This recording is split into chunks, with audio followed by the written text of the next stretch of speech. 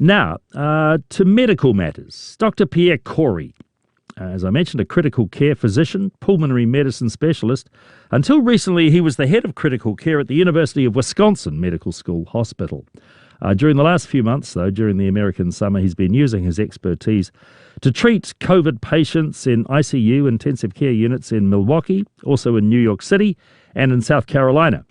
He and his colleagues have been having success in lowering the death rate among their hospitalised patients with a combination of drugs they call MATH+, M-A-T-H+. The results so far have been quite remarkable. The average death rate among ICU patients has been over 20% during this COVID pandemic. But for patients treated with MATH+, it's dropped to 5% approximately. I talked to Dr. Kory yesterday and had him explain to me what MATH+ is. So MATH+, it's an acronym, and it stands for the main components of how we treat COVID-19.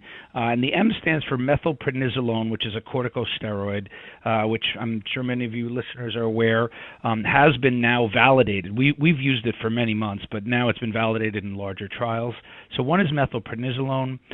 The other one is intravenous ascorbic acid, and I want to emphasize the intravenous. This has nothing to do with oral or ascorbic acid. That does not have the impacts that intravenous does. So we use high doses of intravenous ascorbic acid. The T stands for thiamine, and we also use that intravenous at high doses. And then the H stands for heparin, which is an anticoagulant. And so those are the four core therapeutic medicines that we use. And, how did we come upon those medicines? Those medicines really are attacking the three main pathophysiologic problems that we saw in the syndrome of COVID-19. COVID-19, it's a systemic sort of inflammatory response to the virus, and it's largely, we've defined it by the three processes are hyperinflammation, where we're seeing a lot of inflamed organs, predominantly in the lung, hypercoagulability, which is we see this very strong propensity to form blood clots within the lung and also throughout the body, even in the arterial system and strokes. And then hypoxemia, which is just to show that, the dysfunctional lungs, we have to pay close attention to how we deliver oxygen to patients. And so that's the math part. Those are the three processes. The plus are sort of adjunctive, very safe medicines, which have some varying amounts of evidence base in support of treating critical illness, and in particular aspects of COVID-19.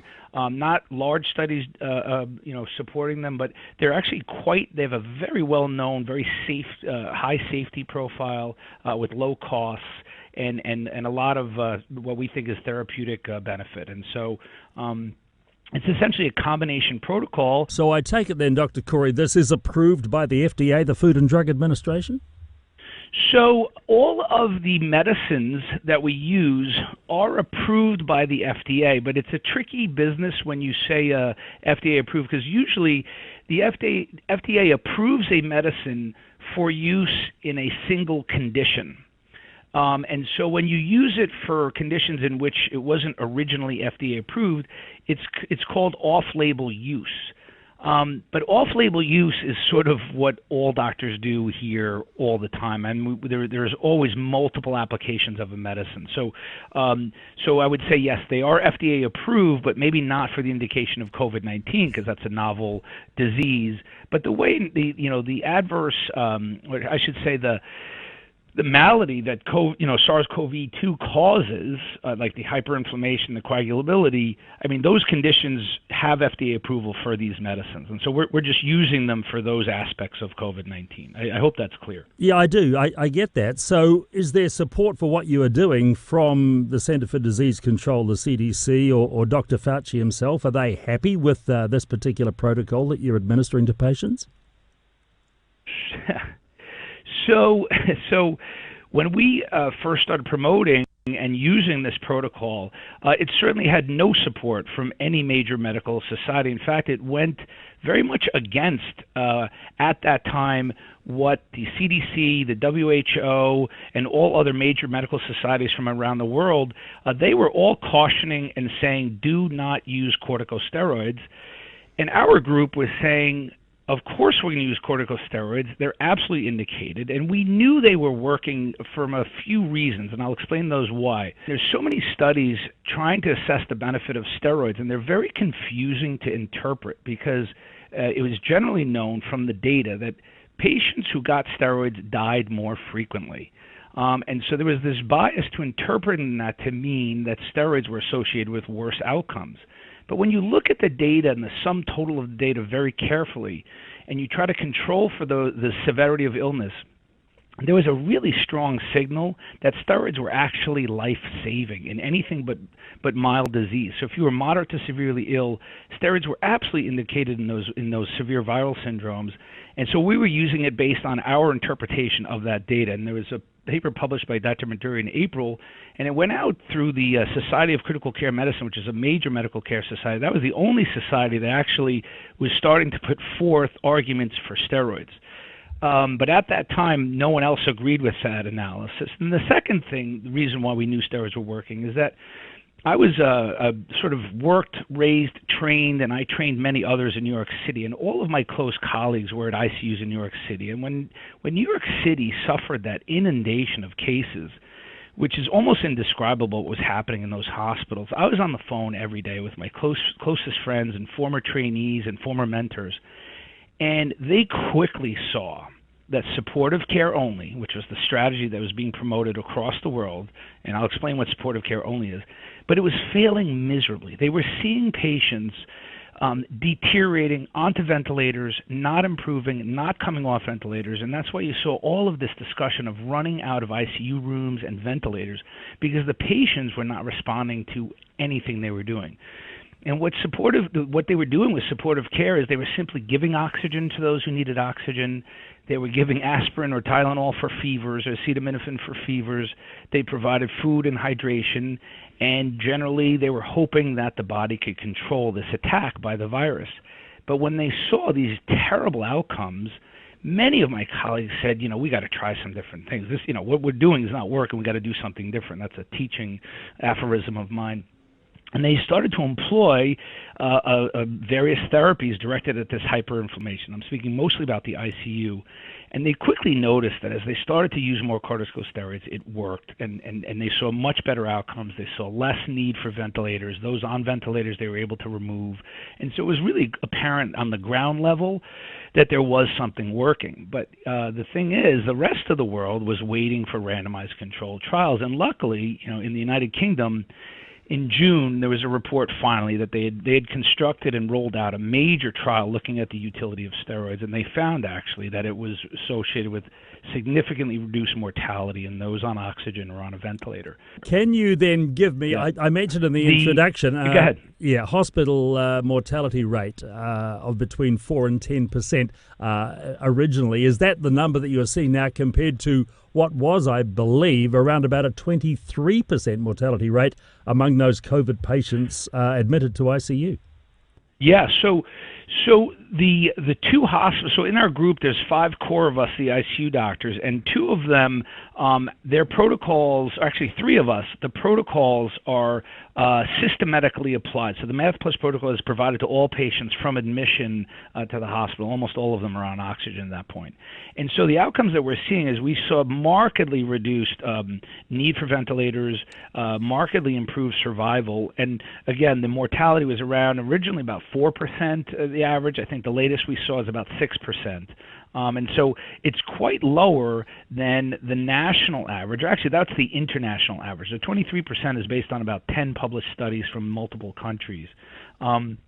And those studies, the 23% was largely before there was systematic use of corticosteroids. So my hopes are that the hospital mortalities for those who aren't using Math Plus are now coming down. But that would be the difference.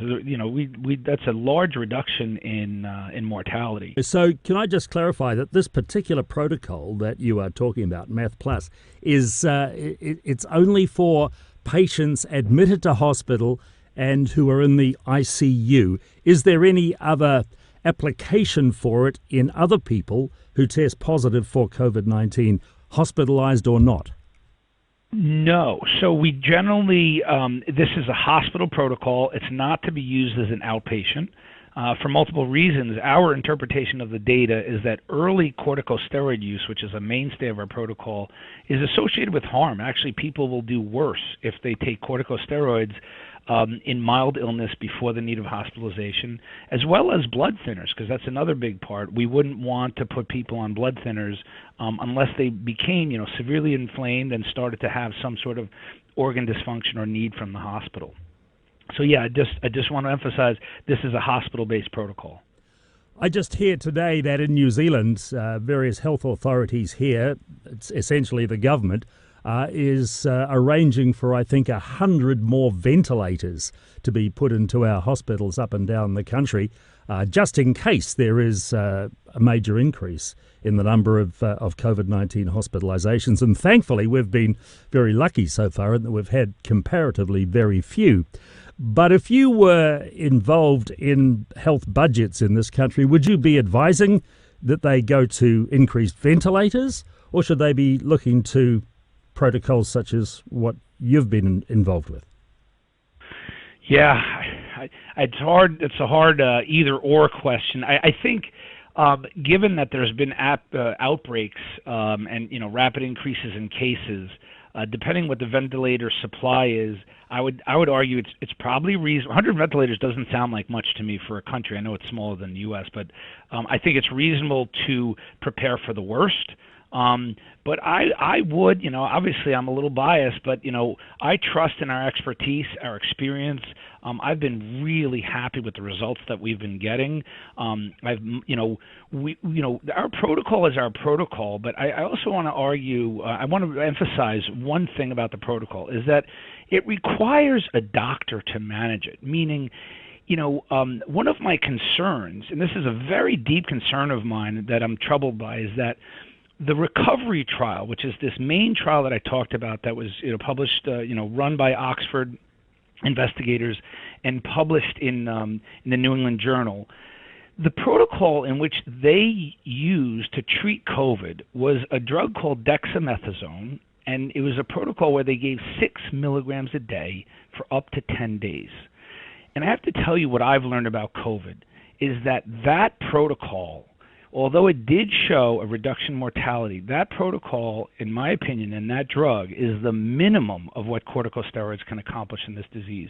My experience in treating this disease for months and seeing a significant amount of patients is that many patients require higher doses and escalating doses. I've seen too many patients crash into the ICU despite getting 5 to 10 days of dexamethasone and even higher. So I just want to remind everyone that we need to be doctors and clinicians, which is the correct dose of any medication is that in which it achieves the intended effect. And I will tell you, the dose in the recovery trial, really, I think it failed a lot of patients. I think it saved a lot of patients, but failed. And I think there's an opportunity to improve and do better at treatment. And so I do want to mention that. So I would focus on making sure that whatever protocol is employed, that it's recognized that these patients are not all the same. They're not cookie-cutter molds, and some come in a bit sicker than others and need more support and higher doses. And so what I want to say positively is my experience has been I've been very happy in the results I've been able to achieve because I adjust the doses as needed. If the initial dose that we use, and in Math Plus we use a significantly higher dose than in recovery, if that works, great, I continue that, and then I taper it off as patients improve. If it doesn't, I escalate, and we often do pulse doses or double or triple the dose until we get benefit. But when we do that, I'm finding that I'm turning most patients around, and I'm just seeing that I'm succeeding at successfully treating these patients. And that's Dr. Pierre Kory, a critical care physician and pulmonary medicine specialist, until recently the head of critical care at the University of Wisconsin Medical School Hospital. He was speaking to me from South Carolina yesterday, where he's been relieving in recent days. He's worked during the height of the COVID-19 outbreak in New York City as well, and regarded as one of the top critical care physicians and pulmonary medicine specialists in the United States. So intriguing that he's talking about his Math Plus protocol, his dexamethasone trial, or the dexamethasone trial that Dr. Corey was referring to there, was the one which received a lot of publicity here in New Zealand last week because it's had some encouraging results and because it involved the New Zealand intensive care specialist and researcher at Auckland City Hospital, Dr. Colin MacArthur. So some food for thought for our doctors should, heaven forbid, we have an influx of ICU patients with COVID-19, but just another perspective on treatment from somebody very specialised and very highly qualified and successful in his field. This is Magic Talk. 0800 844 747 is my number. It's 11:30.